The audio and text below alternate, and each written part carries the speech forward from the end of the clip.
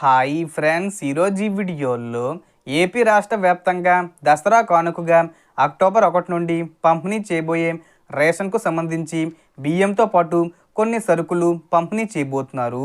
మీకు ఈ సరుకులు వద్దంటే ₹1000 వరకు ఇచ్చే అవకాశం ఉంటుంది.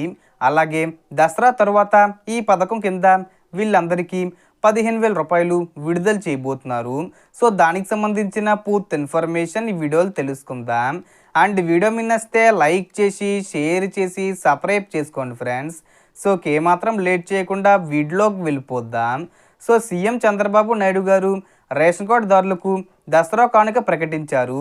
కూటమి ప్రభుత్వం అందరి ప్రభుత్వం, అన్ని వర్గాల జీవితాలు మార్చే ప్రభుత్వం అని చెబుతున్నారు.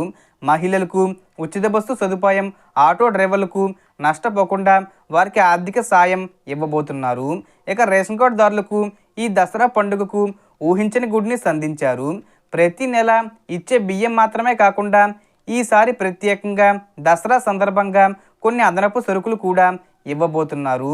చక్కెర, గోధుమ పిండి, నూనె, బెల్లం ఇలా మొత్తం 5 లేదా 6 రకాల సరుకులు రేషన్లో భాగంగా వస్తాయి. సో మీకు ఈ సరుకులు బియ్యం వద్దనుకుంటే ₹1000 వరకు డబ్బులు ఇచ్చే అవకాశం ఉంటుంది.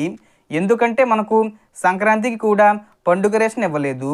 అంటే గతంలో చంద్రబాబు నాయుడు గారు ఉన్నప్పుడు ఏమైనా పండుగలు వచ్చినప్పుడు చంద్రన్న కానుకని ఒక బ్యాగ్ ఇచ్చి అందులో సరుకులు ఇచ్చేవాళ్ళు. కానీ ఈ సంవత్సరం సంక్రాంతికి ఇవ్వలేదు, అలాగే ఉగాదికి కూడా పంపిణీ చేయలేదు. కాబట్టి ఈ దసరా కానుకగా అక్టోబర్ 1 నుండి పంపిణీ చేయబోయే రేషన్ పంపిణీలో ఇచ్చే అవకాశం ఉంది.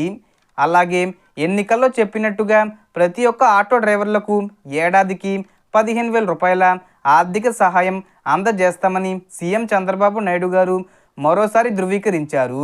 సో అక్టోబర్ 4వ తేదీన ఆటో డ్రైవర్లకు ₹15,000 విడుదల చేస్తారు.